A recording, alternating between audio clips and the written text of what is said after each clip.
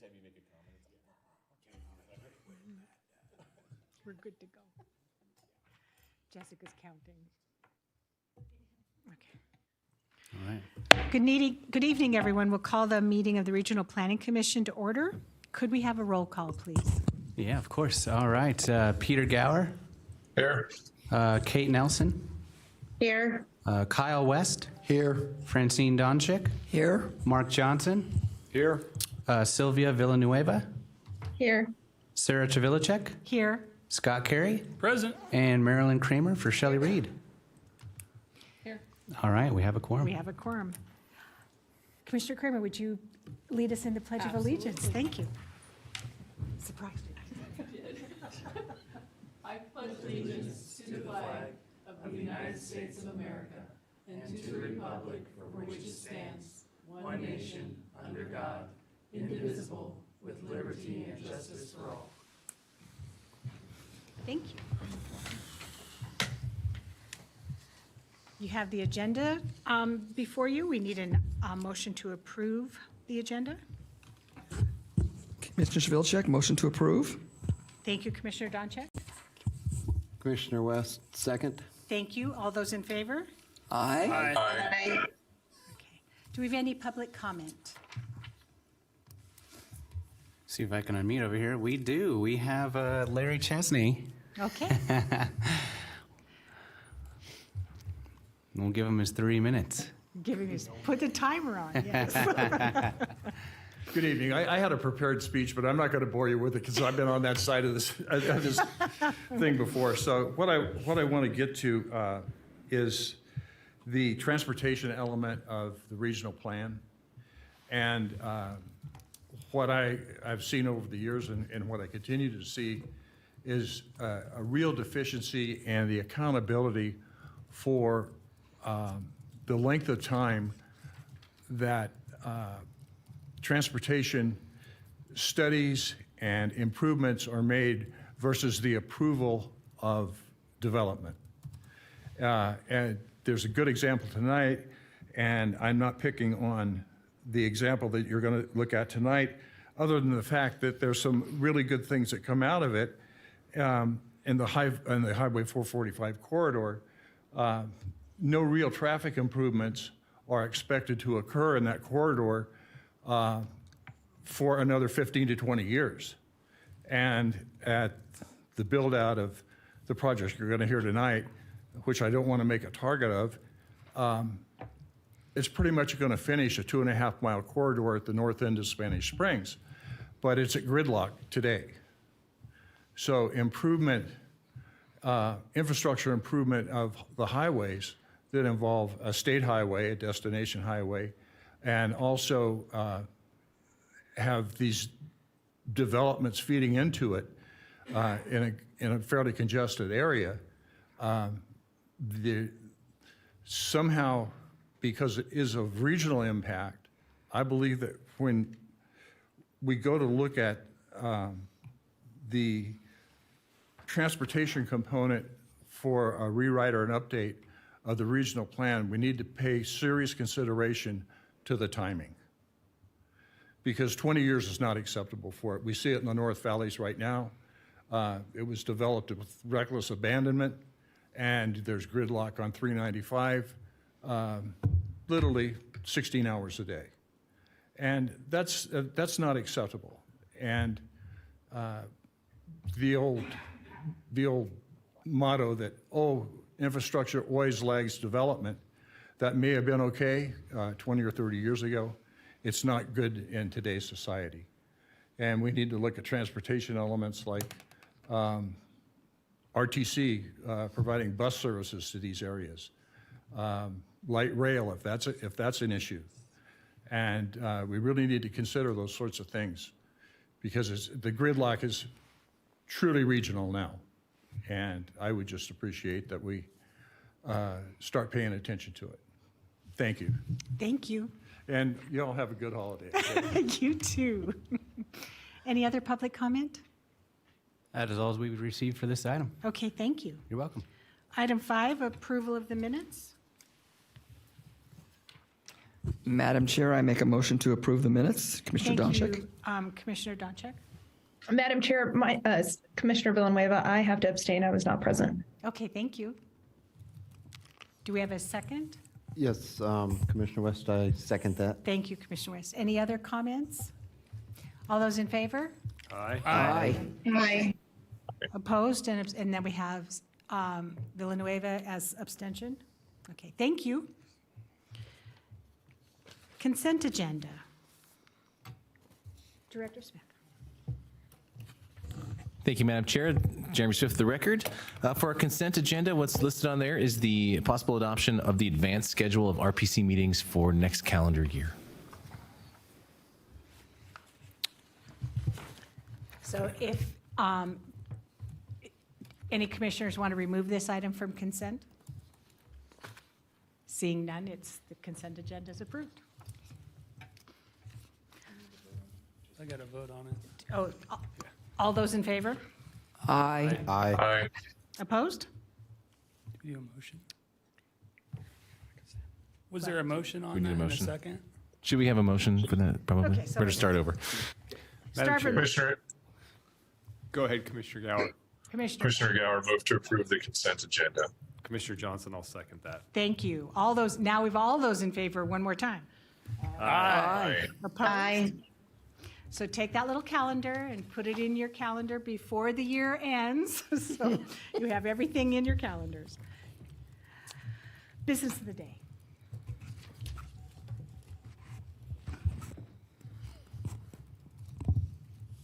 Thank you, Madam Chair. This is Jeremy Smith, the record again. We have two items today. The first one, item 7A, is for possible action. It's a public hearing, regional plan conformance review for the Washoe County Master Plan Amendment Highland Village 2. We have Regional Planner Shawnee Sousa to take us through this item. All right, good evening, Commissioner. Shawnee Sousa, Team RPA for the record. I'm going to be taking you through a conformance review of Highland Village 2. And before I start, I just want to let you know there is a correction to the staff report. It's more of a typo. It was analyzed under Tier 2, but we wrote Tier 1. And I'll describe more of the tiering in the later slides. Makes sense. It's also posted on our website for clarification. Yeah, exactly. To correct the record, we've posted a new version of the staff report on the website. Thank you. Yes.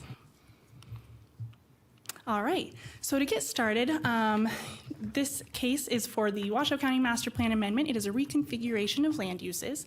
And to the right, you can see the regional form map. It is in Sun Valley. It is off of East 9th Avenue and Highland Ranch Parkway. The regional planning staff has recommended that the master plan amendment conforms with the 2019 Truckee Meadows Regional Plan, and I'll show that to you in the following slides. So this slide shows the existing and the proposed land uses above, with the rural in a kind of highlighter green and the suburban residential in more of a pink. The amendment is proposing a reconfiguration of the parcels by increasing the rural designation from 1.6 acres to 3.68 acres. The intent behind the proposal is to make the site more viable for potential development, placing the development constrained areas, or the DCA, containing slopes and rocky terrain within the northern rural portion. So you can see it a little bit clearer here. The DCA is kind of that light yellow, and it's, like I said, in that northern portion. The DCA contains slopes from 15 to 30% or over 30%, and that is where that rural land use designation is going to be proposed, with the suburban residential land use below it. And as I mentioned at the beginning of my presentation, the subject property is located in Tier 2. This is third in priority hierarchy for development, and within this tier, there is a variety of residential uses and non-residential uses. The public facility and service provision is also currently in place or planned.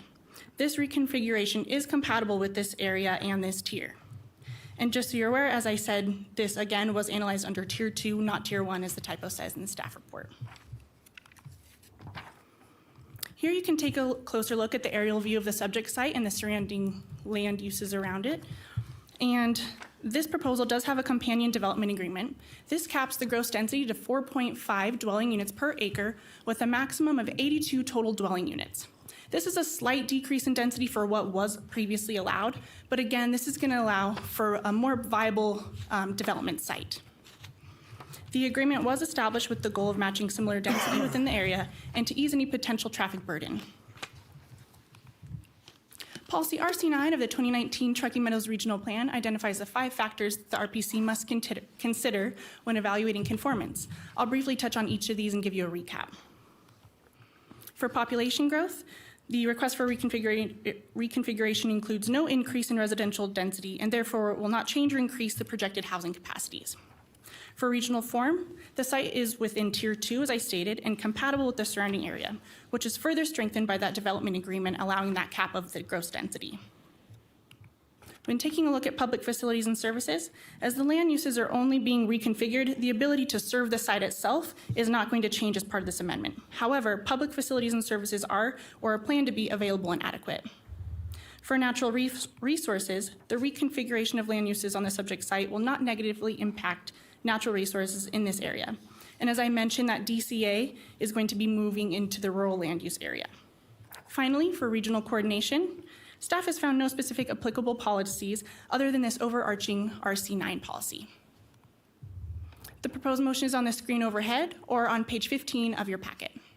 I'm available for questions, as is Washoe County staff. Thank you. Are there any disclosures by commissioners for this item before we take any further comment? Seeing none, we'll move on. Commissioners, do you have any questions for staff?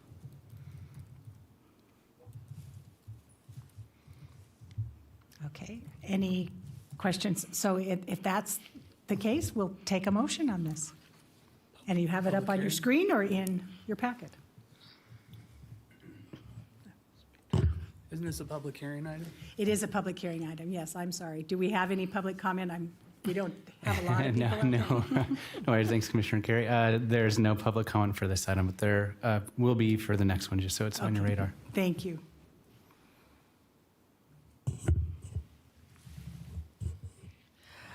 Whoever jumps in first. Commissioner Vilcek? Commissioner Donchik, I move to find the Highland Village 2 Master Plan Amendment to the Washoe County Master Plan and the Sun Valley Area Plan in conformance with the 2019 Truckee Meadows Regional Plan based on the listed findings in the staff report. Is there a second? Mr. Gower, I'll second. Thank you. Any further discussion? Seeing none, all in favor, please signify by saying aye. Aye. Aye. Opposed?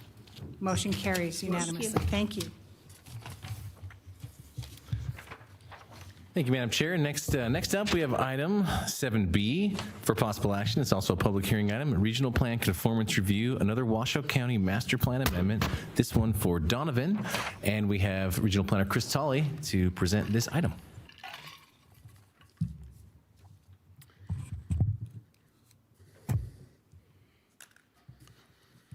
Good evening, Commissioners. Chris Tolley. I'm getting over a cold, so although it's been a fair amount of time, I'm just a little congested, so bear with me. Good evening once again, Chris Tolley, Team RPA. This item is a conformance review of the Donovan Amendment to the Washoe County Master Plan, case number CR 22-013. So the proposal is an amendment to the Washoe County Master Plan to change the land use for the subject site from rural to suburban residential. The subject site is located at 11600 Pyramid Way. The Washoe County Board of County Commissioners approved this project on July 12th, which overturned the Washoe County Planning Commission's denial of the proposal. Regional Planning staff recommends that the amendment to the Washoe County Master Plan conforms with the 2019 Regional Plan. The overall proposal, continuing, there we go. The overall proposal includes a regulatory zone amendment from general rural to low density suburban, and this would allow for approximately 144 total parcels to be created as part of a future tentative map process through Washoe County. The subject site is currently a commercial landscaping materials yard, composting operation, and an aggregate mining operation. The existing use is proposed to be replaced with a residential use that is being proposed today.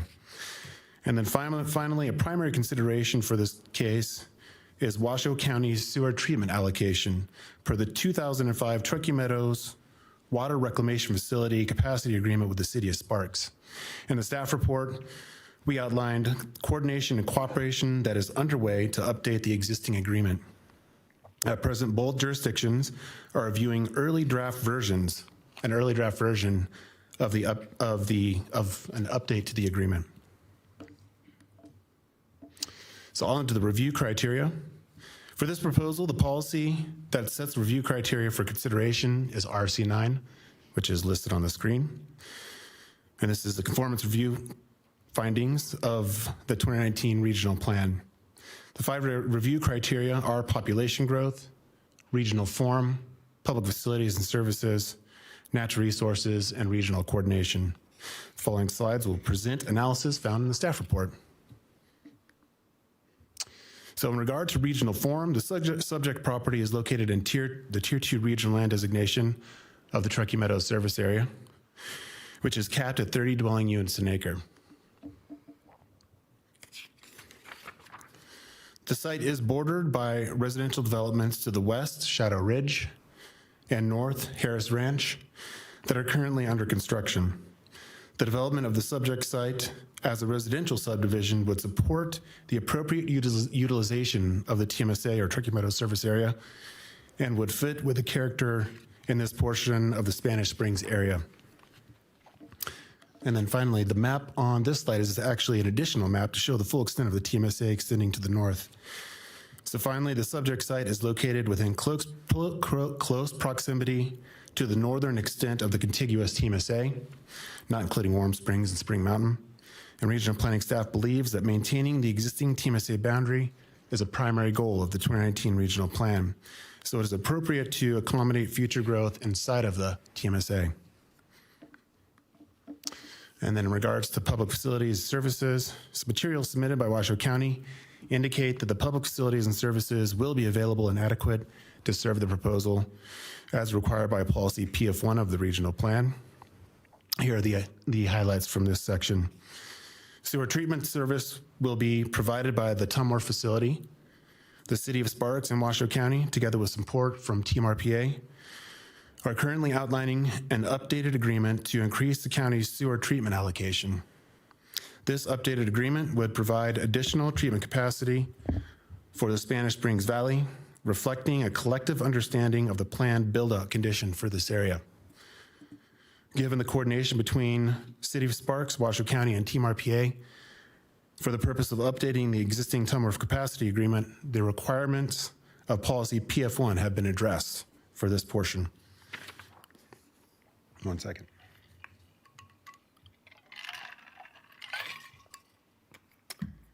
Regarding transportation, the primary set of improvements anticipated to be installed as part of the overall project, including a tentative map, will be on the subject site.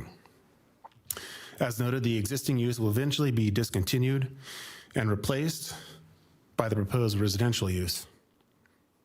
This will transition approximately 700 trips per day, plus an additional 200 to 300 vehicle trips per day, to approximately 1,358 vehicle trips per day associated with the proposed residential use. And although concerns regarding safety of vehicles entering Pyramid Highway from Donovan Pit Road influenced Washoe County Planning Commission's initial denial of the amendment, materials submitted indicate that, well, I guess this is actually from the RTP, that regional level transportation improvements are available and or planned for, and as reflected in the 2050 Regional Transportation Plan. A review of the RTP identified that multiple improvements are considered for Pyramid Highway at various timeframes over the next 30 years. And then on to natural resources. Overall, given that the site is almost entirely utilized for the existing operation, the proposal is not anticipated to significantly impact natural resources. The proposal will result in a shift from the existing industrial-style operation to a residential development. And finally, a review of the 2019 Truckee Meadows Regional Plan Map 4 Development Constraints Area identified that a small portion of the subject site, approximately 2.5 acres collectively, is identified as development constraints area for natural slopes over 30%. This is excluding those areas that have been modified as part of the existing operation.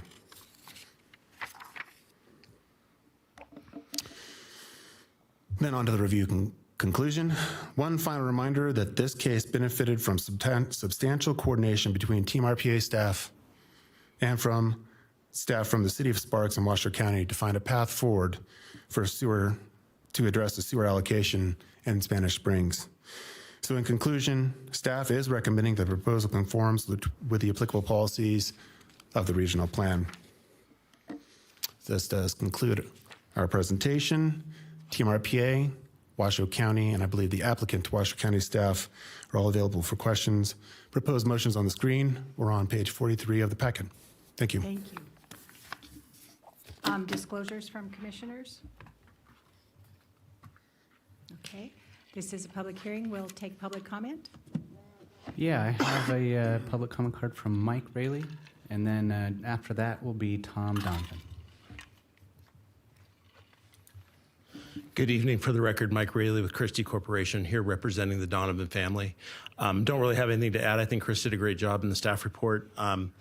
The aggregate mine that's out there has been operating since the late 1940s, and if you've had a chance to go out to the site, you'll see that it's essentially surrounded now by residential uses. We feel this change is providing a much more kind of viable and respectful land use than what exists today, replacing that heavy industrial with residential that directly matches everything that's on all four sides. And really what it does is provide for the ultimate reclamation of the pit. So we think it's a benefit to the area, and we're here tonight just to answer any questions that you may have. Thank you. Thank you. All right, and then next I had Tom Donovan.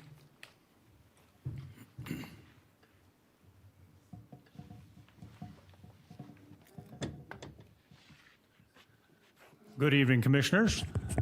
I don't know if I can be as brief as Mike, but I'm going to try. I'm here primarily to answer questions. I am Tom Donovan. I'm the owner. My family has been in Spanish Springs since 1959. My parents acquired the property from the gentleman who homesteaded out there in the late 30s, and he started hauling a little bit of dirt to town in the back of his pickup in the late 40s. So when we acquired it, there was a little bitty hole in the ground, and we spent the last intervening time kind of making it bigger and bigger and bigger. And as that has moved forward, the realization came along in the late 80s that the valley is going to fill up. And starting in the late 80s, early 90s, the planning process was put together as to what was going to happen out there, all in the north end of Spanish Springs Valley. Most of it has been built now, and I'll be the first one to admit, seeing it on paper is one thing, seeing it actually in the flesh, as it were, is something else. We're the last little piece right there, and this is kind of the end of the trail, and converting the property to something that is much more in sort of matching what has been built there. And it's taken a lot longer to get to this point than we anticipated. We anticipated having this conversation with you guys probably in 2012, but that little thing called the Great Recession intervened, and a lot of things came to a stop. But that's moved forward now, and we're trying to get this kind of wrapped up in a fashion that we're comfortable with, and it is a benefit to everybody else. So if you have any further questions, I'll be happy to answer them. Thank you. Do we have any other public comment on this? That is all I've received for this Okay. item. We'll close the public comment and bring it back to the board. Commissioners, do you have questions for any of the number of staff we have here? Commissioner Carey. Thank you, Madam Chair. I have a question or two for the applicant, Washoe County. The applicant or Washoe? Which one? The applicant that is Washoe County. Courtney's online. Thank you, Courtney. I had two questions. Is there enough sewer capacity to meet the proposed land use intensification? Hey there, Courtney Whitekey, Senior Planner, Washoe County, for the record. A letter was submitted from the City of Sparks indicating, sorry, I'm trying to pull it up here, and I had it and it just went down, indicating that there was no concern with capacity at this time and that there is work to amend the previous agreement from 2005. Not sure, my director, Kelly Mullen, might be in chambers, who was better coordinating specifically with the city of Sparks on this issue.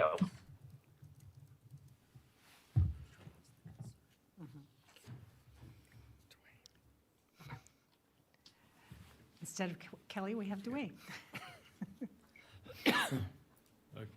Good evening, everybody. For the record, Dwayne Smith, Director of Engineering here at Washoe County.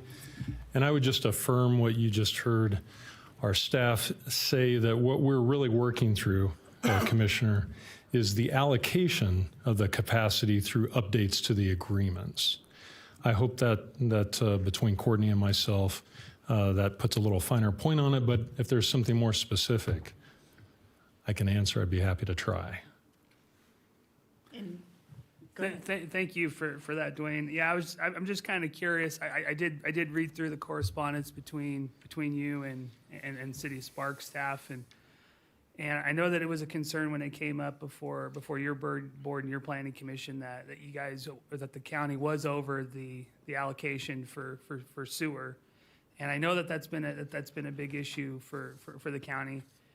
I just want to, trying to make that finding on public services, is there capacity to serve this proposed land use?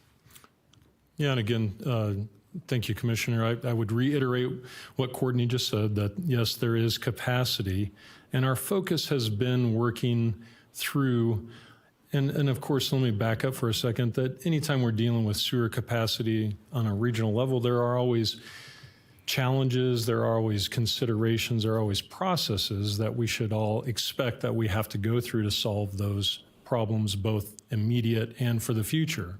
And a lot of that is what's available immediately, and yes, that capacity exists. But I think what the region is really focused on is the future, and trying to make sure that the best decisions are made to develop that future capacity as we continue to move through the processes. I know that's what here at Washoe County we're committed to. That's what Sparks and what Reno are committed to as well as we move through this. It's not necessarily a very easy process always, but staff at all levels is committed to working through those processes. Thank you. And my second question, I don't think this one's for you, Dwayne, but I was curious. We heard from the property owner that there have been plans to redevelop this site into residential, and I've heard that for the last few years too. I was curious in the last Washoe County master plan update why this subject site was kept as a rural land use.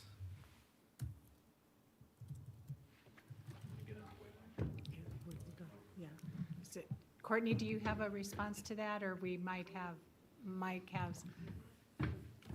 Yeah, I wasn't here during that last master plan update, but I would assume that there would be a need or a willing participant on behalf of the property owner to want to change it at that time. And I believe he had expressed maybe during the last update that it maybe was not the time for them to pursue that land use change.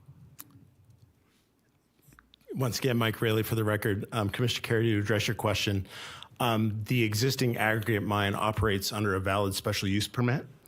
The mining operation would not be permitted based on the county development code in the suburban residential district. So it was essentially that designation is reflective of the existing industrial use that's been on the site for 70 plus years. I had a feeling that was the answer. Thank you, Madam Chair. Anything else? Commissioners, further questions? From our commissioners online, Commissioner Gower, it looks like you have a question. How did you know? I just, Thank you you. were leaning in. Thank you, Madam Chair. Just to follow up on Commissioner Carey's question about the sewer capacity and the timing of that, I just want to confirm that the timing of the reallocation is going to be completed in time for the development of the project. I know we don't really talk about concurrency as much anymore, but that's essentially what I'm getting at, is trying to understand the concurrency of the infrastructure capacity as reallocated relative to the build out of the project.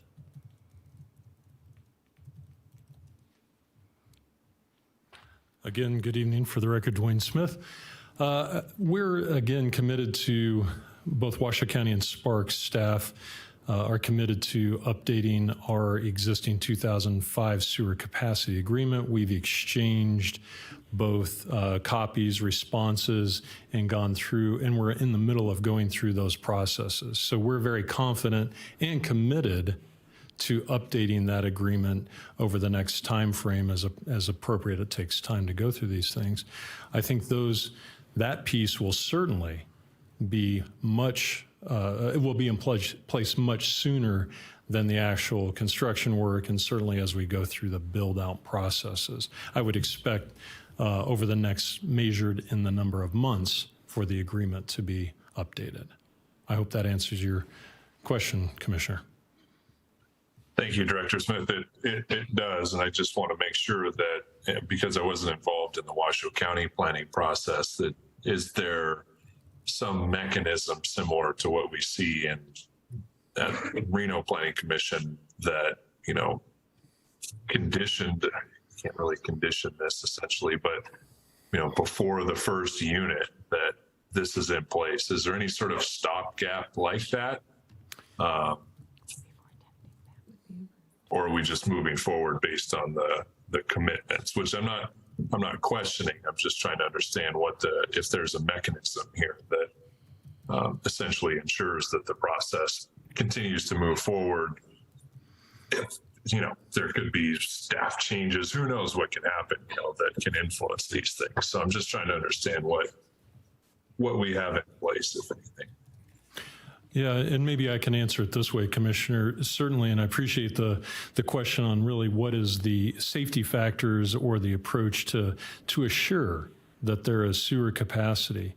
Let me reflect just for a minute on the NAC, the Nevada Administrative Code, which requires a sewer will serve to be issued prior to the building permit approval, or the C of O. So as the developer moves through the process, they will ultimately seek a C of O for a particular residence or maybe a group. Unless the sewer capacity exists at that time, a sewer will serve cannot be issued, and therefore if the sewer capacity didn't exist, a C of O would not be granted. So there is a final kind of safety step in the process to prevent that, if that helps. That does help. That's exactly what I was getting at. Thank you, Director Smith.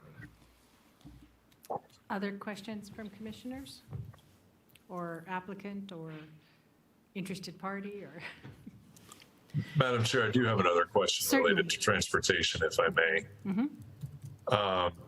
Chris, you referenced the proposed improvements on Pyramid Highway. Can you maybe just go into a little bit more detail in terms of what the RTP is proposing for the particular intersection here? Yeah, I think this is, actually, I'm going to go back to the regional form map. So basically, I'm going to pull it up in the staff report so I can be, bear with me one more second. All right, the first one, so there's a portion that is currently in design, regardless of what it says in the RTP, but in design, and that is the first portion. And this is approximately 6.2 miles south of the subject site. And it's a capacity widening and installing safety improvements on Pyramid Highway from Queenway to Golden View Drive. And Golden View Drive, I think, is the last kind of primary road exiting Pyramid Highway before you get out to the Lazy Five Park area. So that would be from, I don't know where Queenway is off the top of my head, but that would be the last portion. So they're in design for that currently. And that is, in the RTP, is references being constructed during the 21-25 timeframe.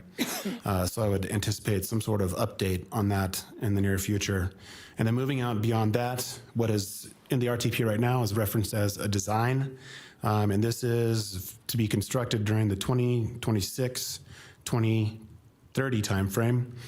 And this would, addition of a southbound lane on Pyramid Highway from Egyptian Drive to Ingenuity Avenue. And Ingenuity Avenue is actually the extension of Horizon View Avenue. So it goes across Pyramid Highway from basically the subject site to the other side where you have industrial uses. And that is, as it's being framed right now, a southbound, additional southbound lane. And my anticipation is that as part of the next RTP, that may see a refinement to this, but it would be promoted to being most likely within the time to be constructed, not just design.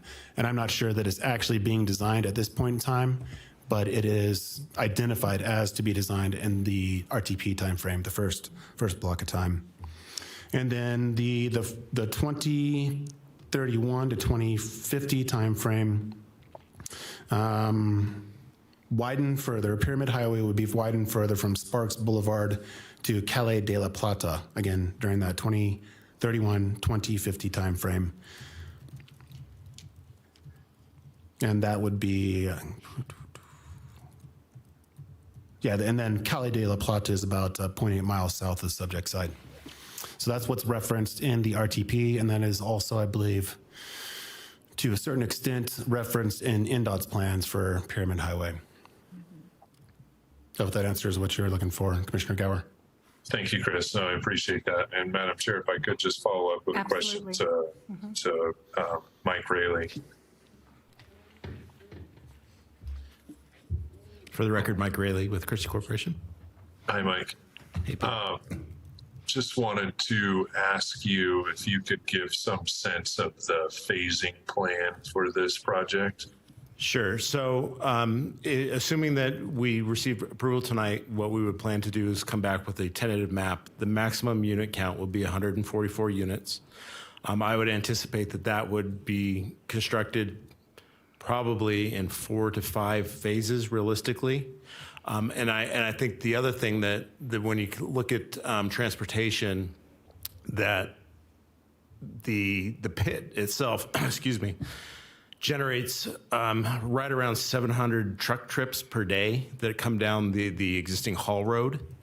So that's 350 in, 350 out, plus the consumer trips to the landscape materials yard. That access to Pyramid from the existing haul road could only be used as an emergency access based on NDOT standards. So those truck trips essentially go away with conversion of the property to residential use.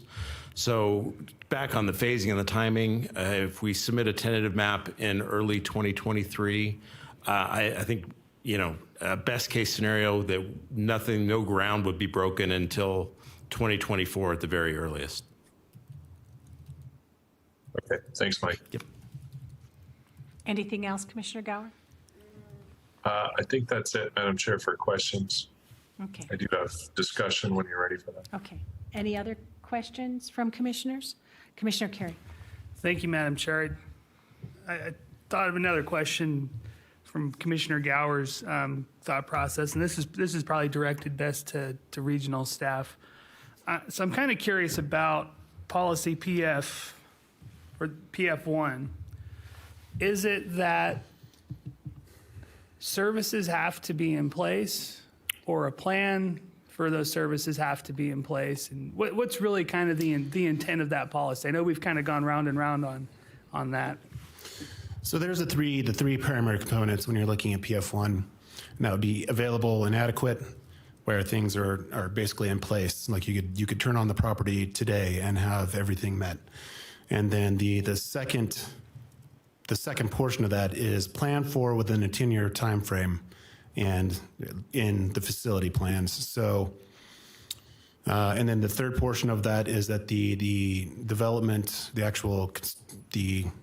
whichever one of the domains, say water, would have to be constructed by the developer. So the idea is that it hits one of those, but then we have some safety valves where a proposal could still move forward in terms of meeting the policy, even if it didn't hit one of those, if they provided a feasibility analysis that I don't know I can look up the wording, but a feasibility analysis to say that things were essentially still adequate, even though it's not planned for within a 10-year time frame, or even though the developer isn't going to be on the hook for constructing whatever facilities are necessary, that it is still feasible to be constructed at some point in time. So there's that safety valve. And you have anything to add? Yeah. Okay. Yeah, I'd be happy to, Director Smith, the record. I think that's exactly right, Chris. And I was just, in terms of that relief valve language in policy PF1, that's really what we utilized, I think, to get to our recommendation on this item. In working with Washoe County staff and Sparks staff, we got together and we coordinated a solution around the allocation agreement that wouldn't have, on the face of it, hit those first three things that are in the table. So we did require that additional coordination, but feel like given all the discussion and all the things that folks are working on, that we got there, and that there is a viable path forward for sewer service in the unincorporated portion of Spanish Springs. Okay, thank you for that. Okay. Thank you, Madam Chair. Thank you. Any other further questions? Okay, so we're at that time to make that motion.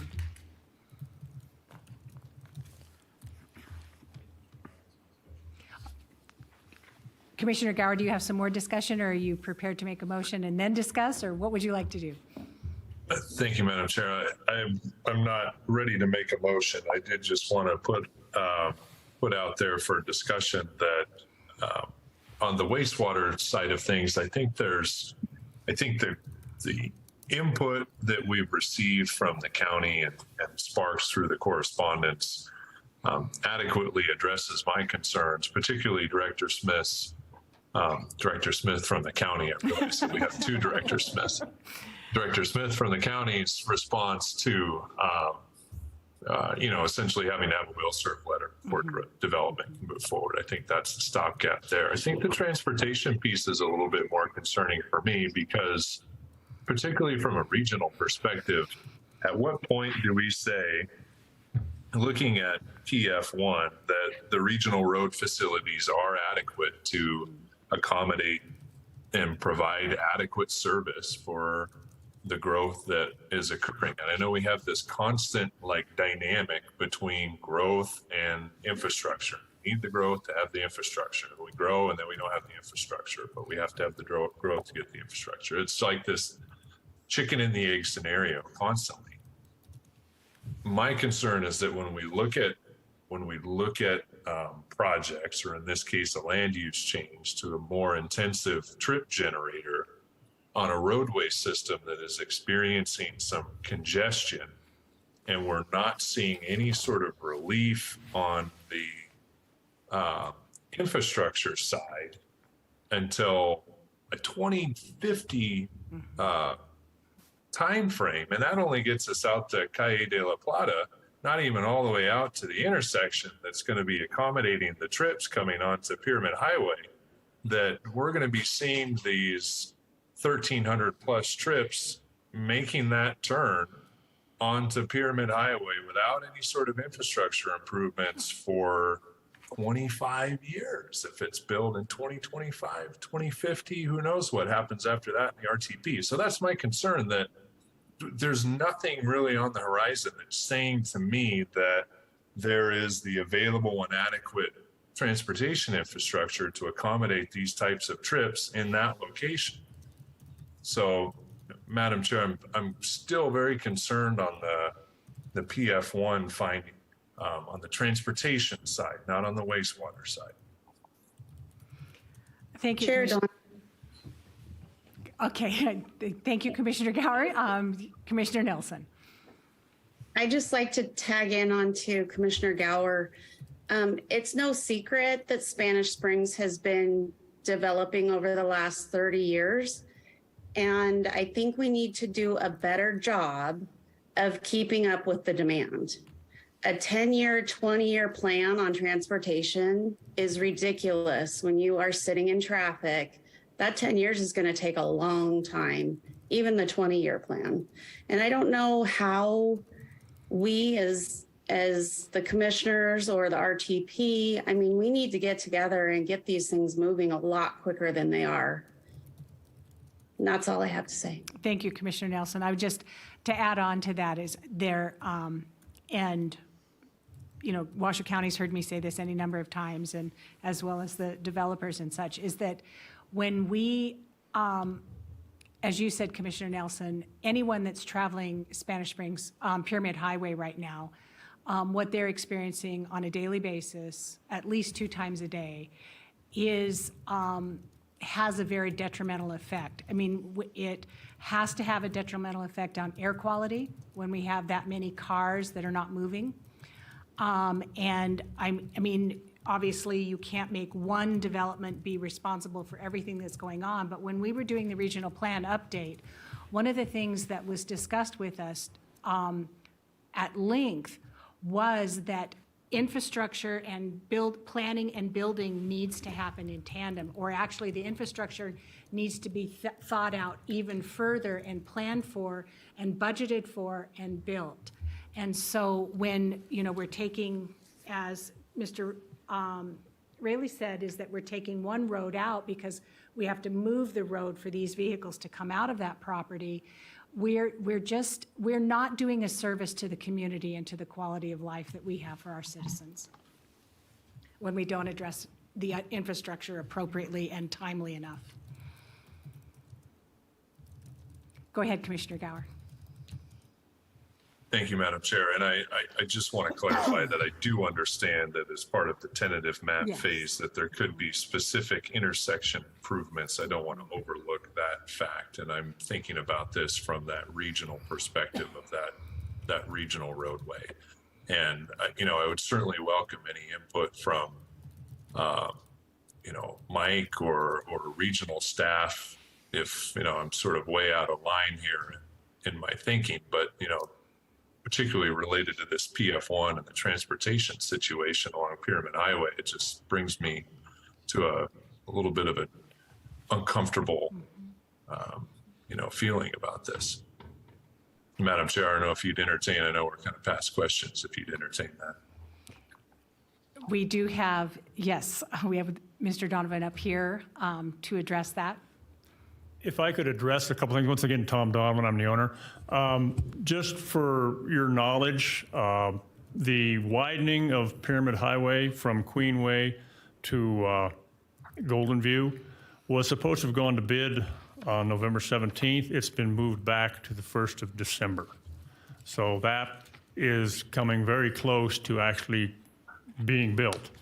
And then I think there's a little bit of confusion here about the amount of traffic that this proposed project is going to generate and the amount of traffic that my existing operation already generates. And what we're talking about, I think, is we're replacing one set of numbers with another set of numbers. But I may bring to your attention that the majority of my trips are trucks. And most of them are either between 60 and 70 to 120 feet long, and a lot of them are hauling 40 tons of payload at a time. So you're going to remove that and replace it with cars, SUVs, and pickups, which are much shorter and have not near the weight on them. So I think that's something that has been kind of lost in the conversation here a little bit, is you're getting rid of a whole lot of really big ones, the biggest ones that are out there, and replacing them with much smaller vehicles. And anybody who's been stuck behind a transfer train pulling away from a stoplight will clearly understand that that is much more of a traffic impediment than 5 or 6 normal-sized vehicles. Thank you very much. Thank you. Commissioner Gower. Thank you. Thank you, Madam Chair. And I think that's a great clarification. And if I could just follow up by asking Certainly. regional staff if that's a consideration when you're looking at this relative to PF1, is the change in the type of trips, not just volume, but type of trips. I'd say yes, that is a consideration. That's why we included that portion into the staff report, and we're relying in part on the materials that are submitted from Washoe County. We don't have engineers on staff that actually crunch all these numbers, but we look at the materials that are submitted as part of the application to Washoe County, and then what the stuff that comes over to us. So, but that is absolutely a factor to take a look at the overall kind of volume of trips. And then also what we looked at is the suite of improvements that are being proposed for Pyramid Highway. And we don't know, and looking forward, what speed the development could actually develop at. Knowing I don't believe they have a tentative map in house right now. So we couldn't, in thinking about this, it made sense to me to think that it's going to take a few years to, for this to come to fruition, and depending on the state of the economy, other factors. So certainly the improvements going all the way out to Ingenuity or Horizon View Ave, that's a ways off. But that is still something that is entertained as part of the regional transportation planning apparatus.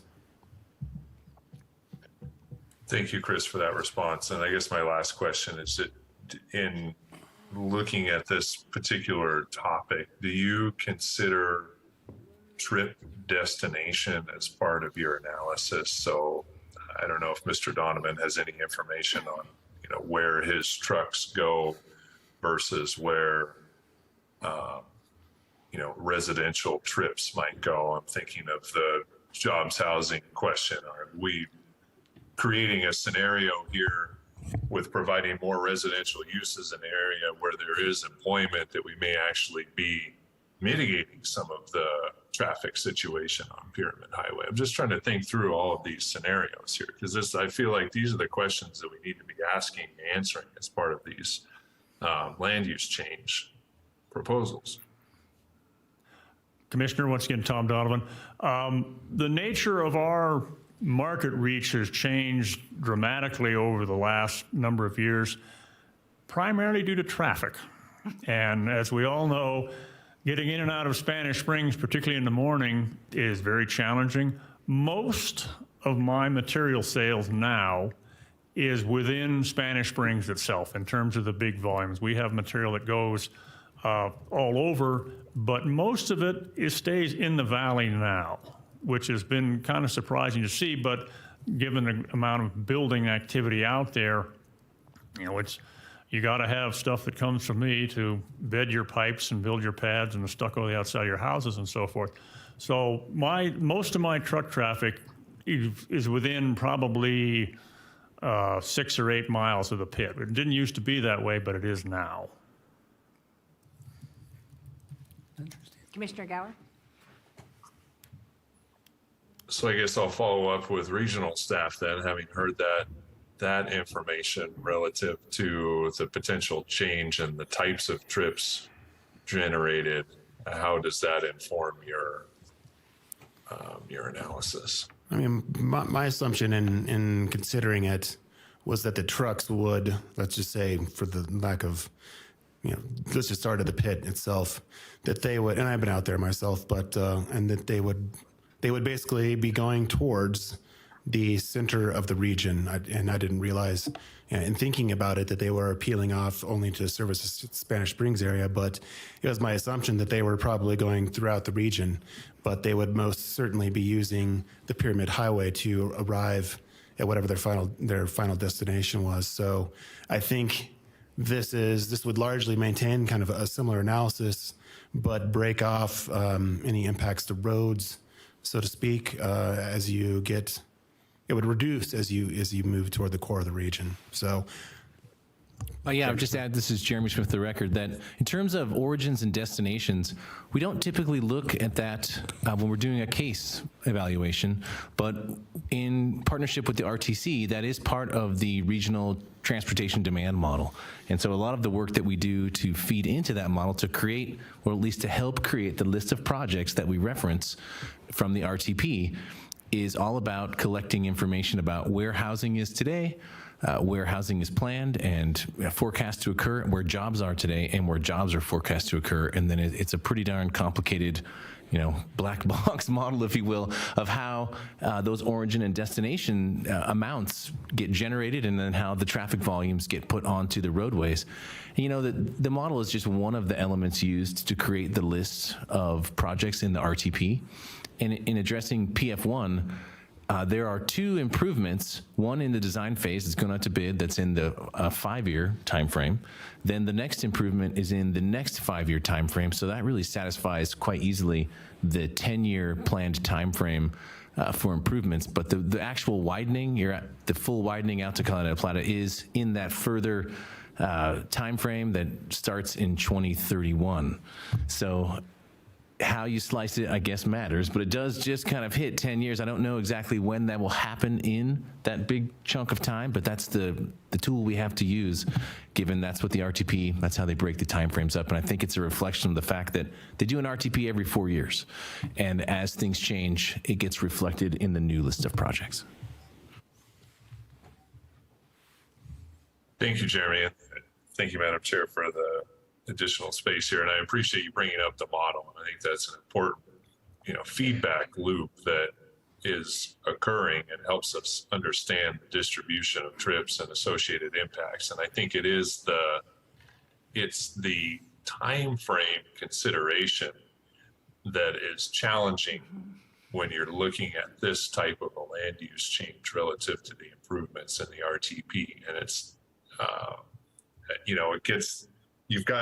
we've got 10 years in PF1, and that's kind of our range of thinking. To Commissioner Nelson's point, when that timeline gets out a little bit further, it becomes a little bit concerning because you don't have as good of a handle on what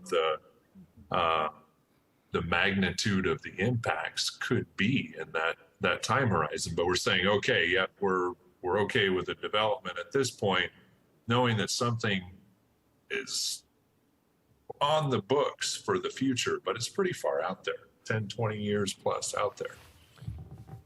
Anyway, I'll stop there. I think I've taken enough time on the discussion. Other discussion items from Commissioner Carey? Thank you, Madam Chair. Yeah, I certainly agree with Commissioner Gower and Commissioner Nelson and your comments as well, Madam Chair, on the transportation side of things. Let's be honest. If it's not within if a project is not listed in the first 5 years of the RTP, it's really an arbitrary number. All we're doing really is putting a line on a map, a list on a column, and assigning an arbitrary date. When it's in the first 5 years of the RTP, there's a funding mechanism. Things are out for design. And I agree, it's a real big problem with our region. I appreciated the public comment earlier in our meeting today about this very same issue. And just looking at the RTP, preparing for this agenda item, there's several projects that are listed in the RTP that were in the RTP 30 years ago. And they're still listed to not be out there for another 20 years. So I really think we need to take a deep dive into really the intent of this policy and trying to provide those services and transportation, because if it's just a line on a map, I don't know if that's adequate to intensify a land use. Another example of kind of the failure of the RTP planning process is the Southeast Connector Veterans Parkway. That was literally on the first RTP for this region. The Mapes Motel or Mapes Hotel was on the cover of that plan, and it didn't get completed until 2018. It didn't take, and it took the Washoe County Question 5 or a voter initiative and different funding mechanisms to make that happen. So I really appreciate the discussion tonight on this, and it makes it tough when looking at these land use and intensification. Thank you. Thank you. Any other discussion items? Madam Chair, Commissioner Johnson, I guess the discussion that we're having here is absolutely appropriate and one that I think we need to have. But I think when I'm looking at this one, there's another aspect of this too, and it is the fact that yes, it's 144 acres. I think I've got that right. It's 144 units proposed, but it's also not an undisturbed rural site. I mean, we look at this from a regional thing and we say this is a rural to suburban transition, which is something we need to take a really hard look at regardless of which tier it's in. But I think there's some I wouldn't necessarily use the term extenuating circumstances, but it is a different situation. It's a rural site, but it's an active, almost industrial use. So in some ways, and I appreciate the discussion about where the trucks are going, but that could also change. I mean, this discussion of the transportation and where we're at, it's also in some ways a de-intensification of that. It's making it, more of a consistent approach when it's done. So I don't discount the discussion we're having, and I think it's one that we're going to continue to have. But I think when I'm looking at this particular instance, it's a little bit easier for me to wrap my head around it because we're not going from 0 to 1,500. We're going from 700 or 800 to 1,500, or we're not intensifying it to the degree that we could be. So I think not to take away at all from the discussion that we're having, because I want to have it, and I think it's appropriate regardless of whether it's 144 units or 50 units or 500 units. We need to be having that. But I think looking at the specific finding for this specific site, I think there are some existing reasons why it's easier to look at that PF1 finding and see where it's appropriate, even with all of the discussion about timeframes. So just wanted to kind of bring that back to my thinking in terms of where we're at here. So thank you, Madam Chair. And Madam Chair, I do have something I'd like to add. Go ahead. But before, so I have a question, because it was touched on earlier by Courtney, or maybe it was someone else. I'm still familiarizing myself with names. But the site currently zoned as rural wasn't changed because of the current use. How long has that current use been in place under the a special use permit, I believe it's under? Again, for the record, Mike Thanks, Rayleigh. Mike Rayleigh, that pit has been in operation since the late 1940s. It's been operating under a special use permit since 2000. Okay, so it seems like the surrounding areas are really what's been changed. And so currently, yes, I mean, we have this designated rural. A lot of that is because, as was indicated earlier, because of the current special use permit or the current use of that land. So all the other, the land use surrounding it has ultimately changed and become more residential. And I think in that, there's an implied acceptance that we're moving forward in that direction. And, and I think this actually is, understanding that this implied acceptance because of the surrounding space, to arbitrarily say, nope, we've had enough with this 144 acres, it seems arbitrary. And I understand transportation is an issue, but with respect to the larger vehicles and trucks that are currently coming in and out of there, I don't know that I think it actually is going to be, more beneficial to the community surrounding, despite, what we project for transportation in the future. So it's kind of what I want to add to the conversation. Thank you. Any other discussion? I would like to add, I just want to compliment and commend Washoe County staff and City of Sparks staff and regional staff for working through and finding common agreement on the sewage and the water treatment and stuff. So compliments to all of you. And to the developer who had a part in that too. Okay, so we're getting us back to the motion on the screen. Commissioner West. I'd like to just make a quick comment as well, just to get this on the record. Again, I think Commissioner Johnson really summarized it well for me. The fact that we are having this discussion, I think it is a long-term kind of discussion item, separate from what we're looking at tonight. Given, the summary that especially Commissioner Johnson, as well as the owner of the property, the input, the switching out from the large vehicles, the large loads of gravel and things like that going out on the highway, trading that for the smaller cars. I feel more comfortable with the idea that I can definitely support this item. Thank you. Thank you. Any other discussion? I'll entertain a motion. Commissioner, I'll go ahead and make a motion. I move to find the Donovan Amendment to the Washoe County Master Plan in conformance with the 2019 Truckee Meadows Regional Plan based on the findings listed in the staff report. Is there a second? Commissioner Donchik, I'll second. We have a motion from Commissioner West and a second from Commissioner Donchek. Any further discussion? Madam Chair, I'd like to add just a point of discussion since I brought this up originally.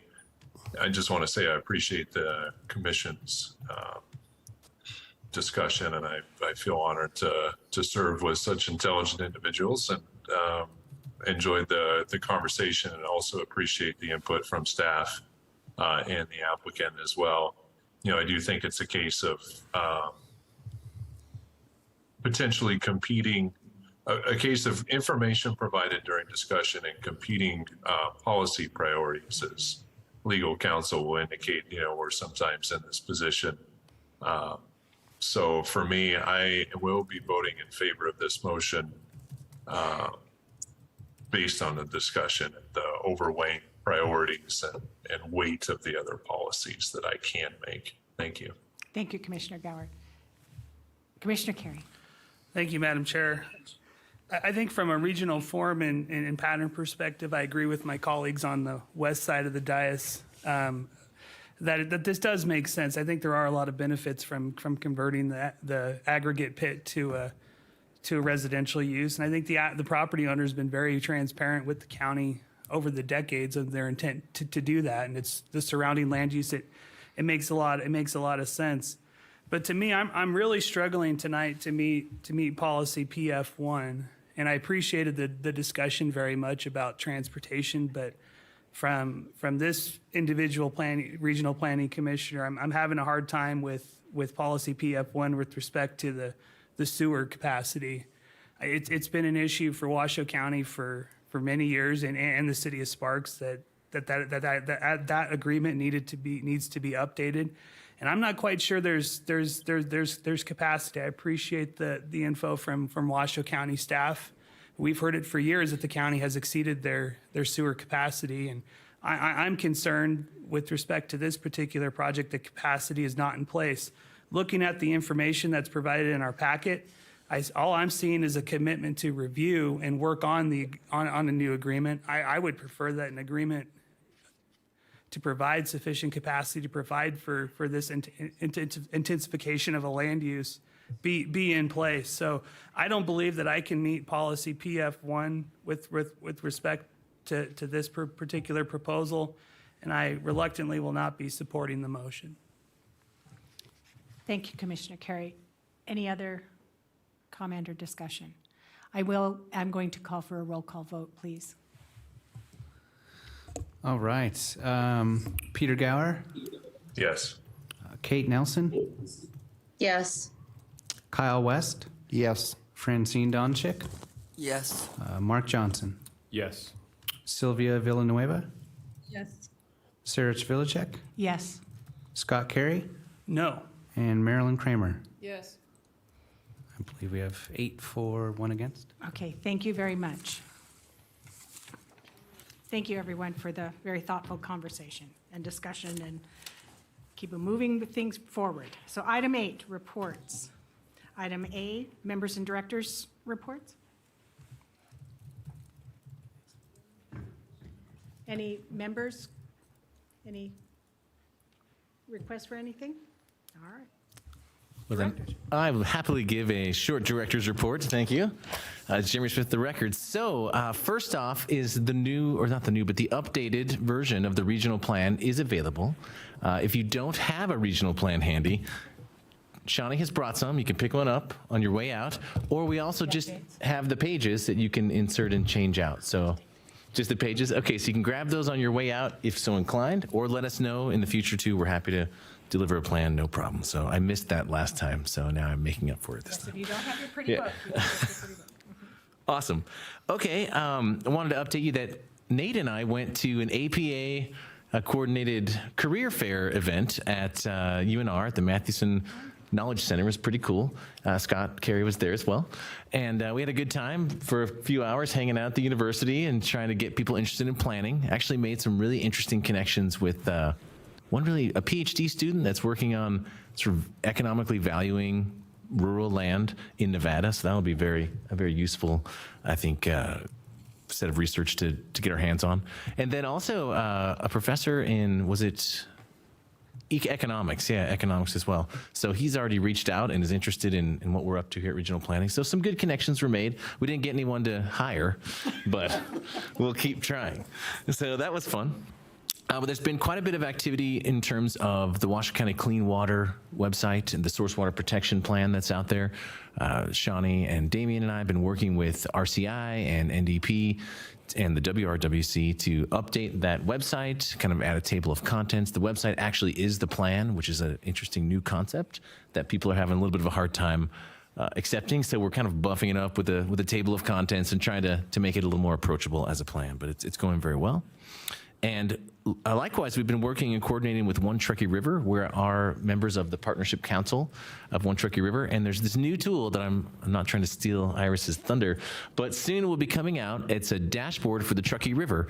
And I think we've solved the final issue in terms of providing the right water quality data to go on the dashboard. So stay tuned for a pretty cool product that actually is going to be hosted by Truckee Meadows Tomorrow, which is sort of a sister entity to this entity that we've worked together with for a long, long time. So everyone's working together, which is great. Yeah.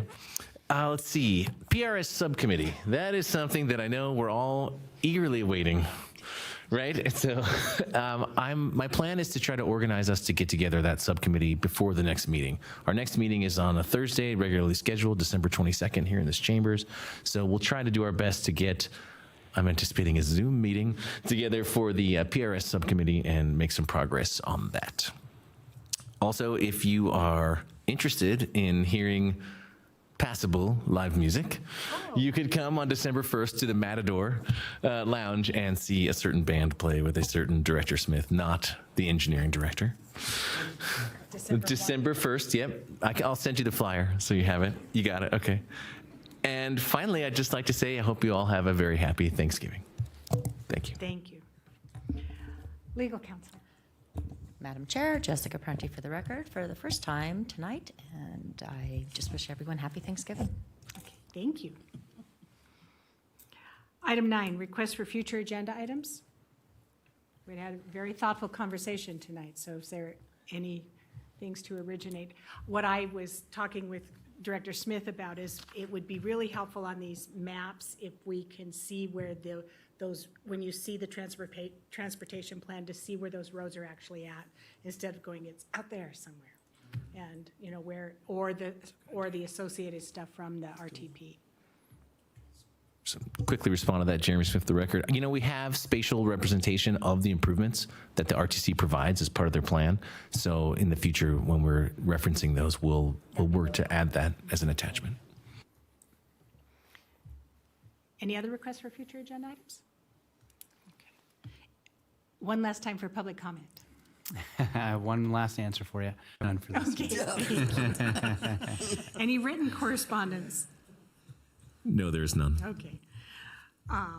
We are adjourned. Everyone have a wonderful Thanksgiving.